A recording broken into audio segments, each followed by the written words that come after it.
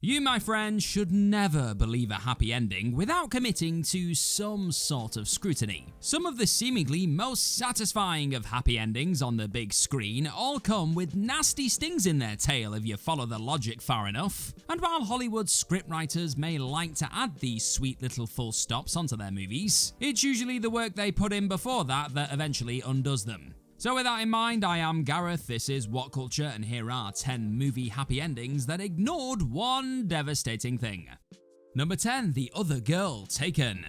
Having been the bear that was idiotically poked, Brian Mills gets to show off his certain set of skills, infiltrates a sex trafficking auction, and rescues his daughter from the filthy paws of her would-be Arab buyer and her seller Patrice St. Clair. He kills lots of people because that's what he does, and the family enjoys a happy reunion in America. Then Holly Valance turns up to cement the happy ending. But what about the other girl, Amanda, who was abducted with Kim and who Brian finds dead in the safe house full of drugged captive girls? Leaving the other potential sex trafficking victims is one thing, since he can't take down the entire system himself, I guess. But somewhere while the Mills are enjoying their reunion, Amanda's family aren't even informed on camera about their tragic daughter. Hell, even Kim seems to get over her best friend's death pretty quickly, thanks to getting to visit Holly Valance. Number 9, The Ghostbusters Trapped Innocent Ghosts, Ghostbusters 2.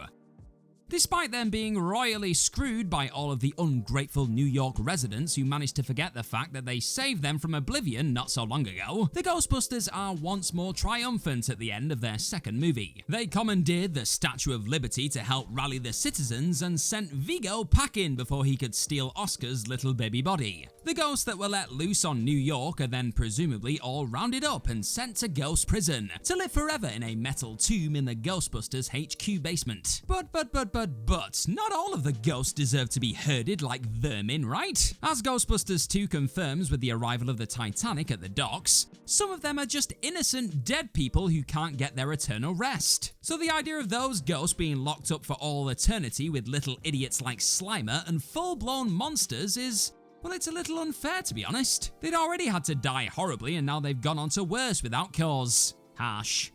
Number 8, there's a serial killer on the loose, Con Air. Con Air is a classic and it ends as you'd expect, with the hijacked plane full of cons brought to justice and Cameron Poe reunited with his family. Cue celebrations. But wait a second, not only does the ending come at some considerable cost to Las Vegas where lots of people are probably killed in the plane crash, but we're expected to accept that the film's most dangerous inmate has just wandered off into freedom. Now yes, Steve Buscemi's Garland Green doesn't kill that one little girl, but he's a cold-hearted killer whose problem was never that he didn't understand morality. He's driven by it and his psychopathy. He's not innocent of his crimes simply because he managed not to do one. His victims get no justice because he resisted once. It's all a big ol' mess, really, so forgive me for thinking that him merrily wandering into the Vegas night to strike again isn't actually that happy an ending. Number 7, he literally stole that guy's body, Source Code. The happy ending tacked onto the end of Source Code might not exactly be earned, but at least we get to see Jake Gyllenhaal's Colter Stevens given a chance at life and love, eh? Instead of his life simply ending and the Source Code sticking to its own established rules, he discovers that he's able to live in the alternate universe that the technology gives him access to. Putting aside concerns that none of this actually makes sense though, the happy ending given to Stevens might as well be a right royal middle finger salute to the unseen victim in this whole situation. Why does nobody think about Sean Fentress, man? You know, the guy who owns the body that Stevens repeatedly quantum leaps into to try and stop the terrorist attacks? The unwilling body snatch candidate who presumably never consents to his part in the mission. And if that wasn't enough, Stevens just flat out steals Fentress's body in the only alternate reality in which he isn't blown up. Which seems like a fairly unfair ending for an innocent victim, don't you think? I've got a quick question for you. What is your favourite, best ever happy ending that you've ever seen in a movie? Keep it clean. Put it in the comment section too. Number 6, Toto is still toast, the Wizard of Oz. At the end of The Wizard of Oz, Dorothy has learned of her importance to the world and come through an adventure in which she vanquished fictionalized versions of real villains in her life. It's literally all just escapism, but as far as Dorothy's personal and psychological growth goes, as well as the more simple conclusion of her returning home, it's certainly presented as a happy ending. But nothing that Dorothy did in Oz had any impact on the real world besides her ability to deal with things a bit better now. The problem with that is that Dorothy doesn't run away to Oz with some notion of finding something that's missing like the others in her strange little party. She doesn't need a heart or a brain or courage, she just sort of vaguely needs to know her value, really. But what actually leads her to Oz, remember, is her dog Toto biting Miss Gulch and being condemned to euthanasia as a response. Yeah, she beats the Wicked Witch in Oz, who is a sort of stand-in for Miss Gulch, but none of that actually impacts the real world, and when she returns, well, Toto will still be for the chop. In other words, she solved nothing. Thank you very much for checking out this cheery video today, my friend, and if you're enjoying what you're watching, then hit that subscribe button down below and you're gonna get more of this What Culture stuff on your screen, and that's just good for everyone. Now back to the video. Number 5, the abductees' lives are utterly ruined. Close Encounters of the Third Kind.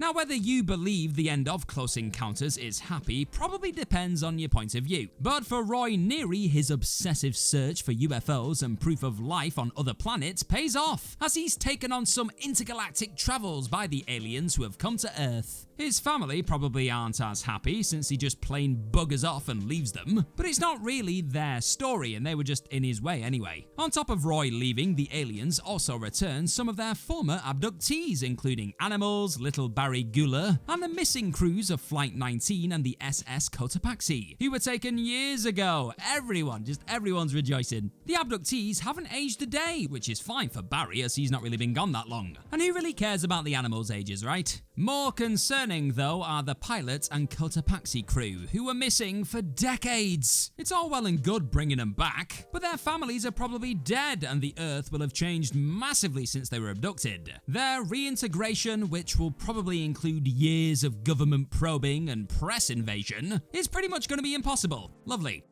Number 4, Baby is doubly doomed, Baby Driver. You've just gotta love a romantic ending that sees a character embroiled in a dangerous criminal world, finding his moral integrity, sticking it to the controlling big boss, and getting the girl as well. Oh, it's just all good stuff. In Edgar Wright's swaggering, stylish crime thriller Baby Driver, the titular character accidentally implicates himself as an informant and is forced to fight off his former crew as they understandably try to kill him. Eventually, he escapes with his life with the rest of them dead, hands himself over to police, and serves a shortened term, with his love Deborah waiting for him. But there are 2 issues here. Firstly, Baby has literally no means to support himself and Deborah on his release. His skills aren't really transferable beyond getaway driving, and it's surely only a matter of time before he turns back to crime to look after his family. And then, even worse, Doc's gang isn't limited to the people directly involved in the film's big heist. We even meet another of them, Griff, who works on another job, who is literally responsible for the security of his teams. Is this guy seriously expected just to leave Baby to himself when he's suspected of being a rat? Even if he is dead, there'll be others just like him who will come after Baby for the deaths of Doc and his crew. He's never getting out. Number 3, Summer Lovin' Does Not Last, Dirty Dancing. At the end of Dirty Dancing, Johnny and Baby are finally able to be together, after their forbidden love had previously torn them apart and led to Johnny being fired, despite being cleared of theft allegations. In a final seductive dance number, Johnny turns up, tells Baby's father to step off, and takes his daughter on stage for a well-choreographed dance sequence. Everyone is united by the medium of dance. Class and age group boundaries are broken down, and everything is good in the world. We fade out with the party still in full flow and Johnny and Baby firmly in love. But first off, there is a huge age gap here. Baby is a teenager and Johnny is clearly a fully grown man. Now this is not ideal, but it sort of misses the point that there is no way that the couple's whirlwind holiday romance will last as anything more than just that. They live far apart and the likelihood of Baby's parents allowing her to follow him to his dance studio is slim to none. And is Johnny gonna move to a quiet, middle-of-the-road suburbia? Not likely. Their romance is doomed to burn out as quickly as it was inflamed, baby. Number 2, the Coachman still kidnaps kids, Pinocchio.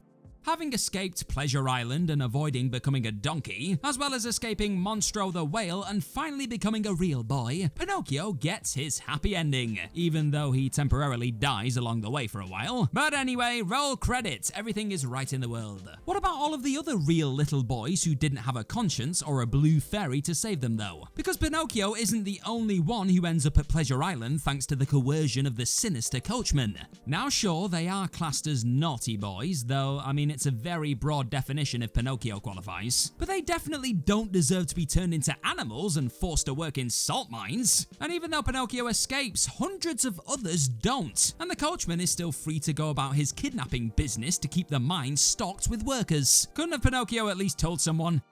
Number 1, what about the other kids? Labyrinth. In the end, Sarah and Toby the baby get away from the evil Jareth before his deadline that would turn the latter into a goblin forever. Sarah realizes that Toby is in fact more important to her than her teddy bear, and that she's not too grown up for her toys/friends. Jareth is vanquished and flies away into the night in his owl form. But not only is Jareth still free to continue kidnapping babies from under the not at all watchful eye of selfish babysitters who prefer their teddy bears to their infant siblings, but there are already lots of other lost children still in the labyrinth. Every one of Jareth's goblin army were once children taken there by the Goblin King and transformed, meaning there are probably hundreds of parents in the real world who have no idea where their children went. It's an unimaginable tragedy, folks, but one that just seems to get swept under the rug because the goblins all appear to be happy enough. Think of the poor parents.